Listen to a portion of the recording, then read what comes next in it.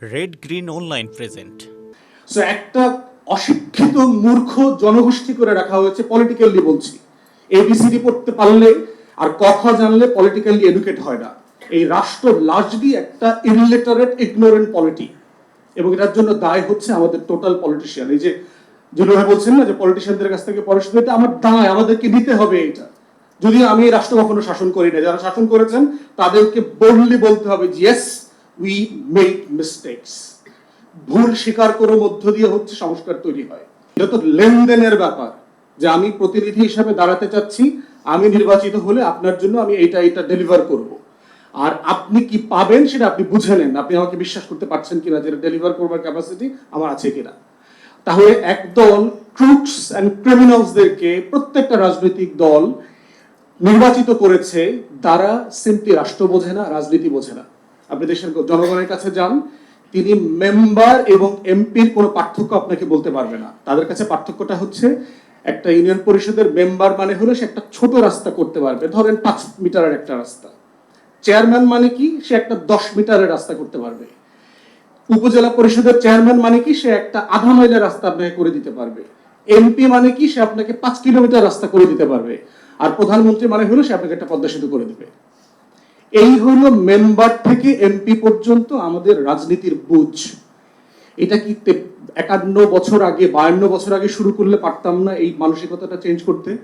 Certainly পারতাম। Revolutionary nation প্রত্যেকে করেছে, 2 জেনারেশন 3 জেনারেশনে সফিস্টিকেটেড নেশন হয়ে গেছে। পৃথিবীতে এরকম দুর্দান্ত ঘটনা আছে, কিন্তু আমাদের ফাউন্ডিং ফাদার্সরা কখনো চান নাই। এই রাষ্ট্রটাকে সবসময় চেয়েছে এখানে বুর্জোয়াগিরি প্রতিষ্ঠা করতে। তাই দেখবেন আমার রাষ্ট্রে কোনো স্বাস্থ্য সেবা তৈরি হয় না, সে সিএমএইচ করে। দেখবেন ওই সেনাবাহিনীর লোকদের জন্য সিএমএইচ, পুলিশ বাহিনীর জন্য দেখবেন পুলিশ হাসপাতাল, সরকারি কর্মচারীদের জন্য দেখবেন সরকারি কর্মচারী হাসপাতাল, গরিব মানুষের জন্য দেখবেন সরকারি সদর হাসপাতাল, আর গ্রামে থাকলে স্বাস্থ্য, যে আপনার উপজেলা স্বাস্থ্য ক্লিনিক আছে। তাহলে রাষ্ট্র যে একটা ইউনিটারি একটা সিস্টেম, যেখানে সেবা ডেলিভার করতে হবে কিভাবে, এটা নাগরিককেও বোঝানো হয়নি, যিনি ডেলিভার করবেন তিনিও বুঝেন না। দ্বিতীয় হচ্ছে যে কালচারের প্রশ্ন, যে আপনি আর কিছু জিনিস আছে আইন করে প্রতিষ্ঠান ডেভেলপ করে হয় না, এটা আসলে ডায়ালগ করে করতে হবে, কনভারসেশন করতে হবে। এই কনভারসেশনটা অনেকভাবে হইতে পারে। এই কনভারসেশনটা আমরা পলিটিক্যালি কখনো দেখি নাই, যে সবাইকে নিয়ে কিভাবে ডায়ালগ করতে হয়, এই জায়গাটা এখানে নাই। আশরাফ ভাই রাইটলি সিলেক্টিভ হিউম্যান রাইটস এর কথা বলেছেন, তালিকাটা আরো একটু বাড়াই আমি। সেটা হচ্ছে যে বাংলাদেশে যারা ধর্মীয় রাজনীতি করেন তাদের কি মানবাধিকার সুশীলরা স্বীকার করেছে কখনো?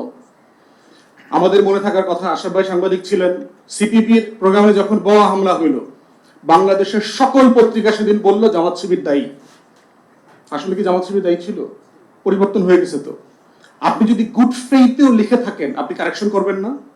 করেন নাই তো। বৈশাখের মেলায় বোমা হামলা হইল, মানুষ মারা গেল, জামাত শিবির করছে। রাশেদ খান মেননকে মারার চেষ্টা করা হয়েছে, জামাত শিবির করছে। মানে দেখবেন যে একটা ঘটনা ঘটলে মৌলবাদী শক্তি, হেফাজত, জামাত শিবির, চরমনাই, এদের উপরে ব্লেমটা দিতে পারলেই আর তদন্তের দরকার নাই।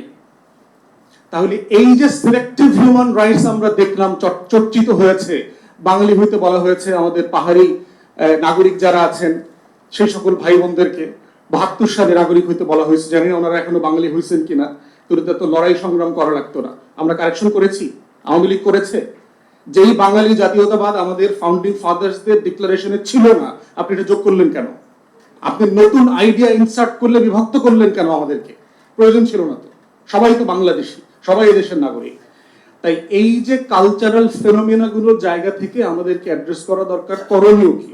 প্রথম করণীয় হচ্ছে, বলেছি যে এই সরকার, যেহেতু এখানে উপদেষ্টা মহোদয় আছেন, এই সরকার 1 নম্বর কাজটা করে নাই, কিন্তু অনেকগুলো 4র্থ নাম্বার 7ম নাম্বার কাজগুলো হাতে নিয়েছে।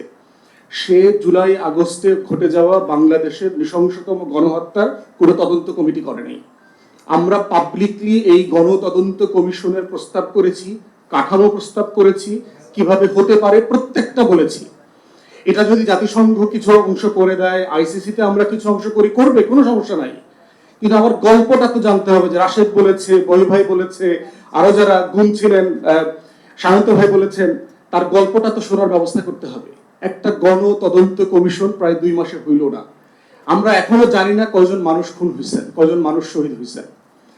2-3টা মব লিঞ্চিং হয়েছে। দেখেন মিডিয়া কিভাবে সিলেক্টিভলি মানে কভার করা শুরু করলো, টক শোতে, প্রত্যেকটা জায়গায়, মানে অ্যাজ ইফ একটা সুইজারল্যান্ড ছিল, সুজলা সফলা শস্য শ্যামলা নিরিবিলি একটা দেশ, সাডেনলি আমরা পরের দিন সকালে উগান্ডা হয়ে গেছি। আরে কি ব্যাপার, সুইজারল্যান্ড উগান্ডা হয়ে গেল যে? আরে মব লিঞ্চিং এর মধ্য দিয়েই তো দেশ চলছে গত 53 বছর। তো সাডেনলি এই যে মিডিয়ার সিলেক্টিভ রিপোর্ট করা, হিউম্যান রাইটস এর জায়গা থেকে সিলেক্টিভ ফাজলামি গুলো করা, যেটা আমাদের সকল সুশীল দালাল বুদ্ধিজীবীরা করেছে, এই জায়গাগুলোকে অ্যাড্রেস করা দরকার। প্রত্যেকের রক্ত গুরুত্বপূর্ণ। এখন পর্যন্ত উপদেষ্টারা সকল শহীদের পরিবারকে দেখা করতে যান নাই। যদি আপনারা 10 জন করে যেতেন, 20 জন করে যেতেন, অথবা 10 জনকে দাওয়াত দিতেন, আপনাদের যমুনা, সুগন্ধা, পদ্মা, কত কিছু আছে, কই কাউকে দাওয়াত দিয়ে তো ফ্যামিলিগুলোর সাথে এখনো মিটও করেন নাই। কত মানুষ আহত হয়েছে, চিকিৎসা পাচ্ছেন, একটা হটলাইন করেন নাই।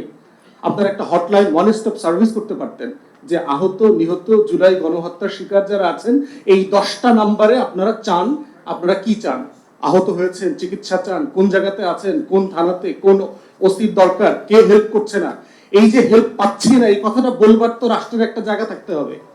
আপনারা 10টা নাম্বার দিতে পারলেন, একটা কল সেন্টার করতে পারলেন না, 100-200 ছেলেকে দিয়ে, ভলান্টিয়ার দিয়ে?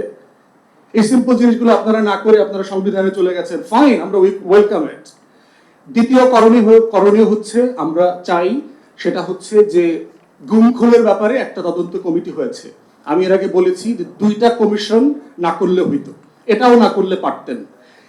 জুডিশিয়াল জাস্টিস মাইনুল ইসলাম চৌধুরী, আমরা যারা উকিল আমরা জানি, খুবই যোগ্য এবং হাইয়েস্ট ম্যান অফ ইন্টিগ্রিটি। তাকে আপনি সরাসরি মানবাধিকার কমিশনের চেয়ারম্যান করে দিতে পারতেন, এবং লিটন ভাই এখানে সদস্য আছেন, ওনাদের 4 জনকে ওখানে সদস্য করে দিলে, যেহেতু রাষ্ট্রের একটা কাঠামো আছে, আপনাকে এক্সট্রা কোনো ব্যুরোক্রেসি তৈরি করতে হইতো না, এই কাঠামোটা সে ব্যবহার করতে পারতো। তো এখন কি করবে, এই কমিটির কোনো সেক্রেটারিয়েট আমি জানি পার্সোনালি, কারণ আমি প্রত্যেকদিন গুম খুনের লোক ডিল করি। আমরা পলিটিশিয়ানরা অফিসে এসে কাগজপত্র নিয়ে বসে থাকি, কোথায় পাঠাবো, তখন এই তুলিকে ফোন দিতে হয়, এরে ফোন দিতে হয়, ওরে ফোন দিতে হয়, ভাই ওরে তো পাচ্ছি না, তারে পাচ্ছি না, লিটন ভাইরে ফোন দিয়ে বলে ভাই আমাদের তো করে স্ট্রাকচার নাই, বসার জায়গা দিয়েছে মাত্র। এই যে কাঠামোটা, আপনি তো একটা সেক্রেটারিয়েট করতে হবে এখন। তাহলে আমার তো সারা বাংলাদেশে মানবাধিকার কমিশনের কাঠামো আছে। এই বিশেষ প্রতিবেদনটি যদি আপনাদের ভালো লেগে থাকে অথবা উপকৃত হন, তাহলে অবশ্যই এই চ্যানেলটি সাবস্ক্রাইব করুন এবং লাইক, কমেন্ট ও শেয়ার করে রেড গ্রিন অনলাইনের সাথেই থাকুন। Thanks to everyone, red green online.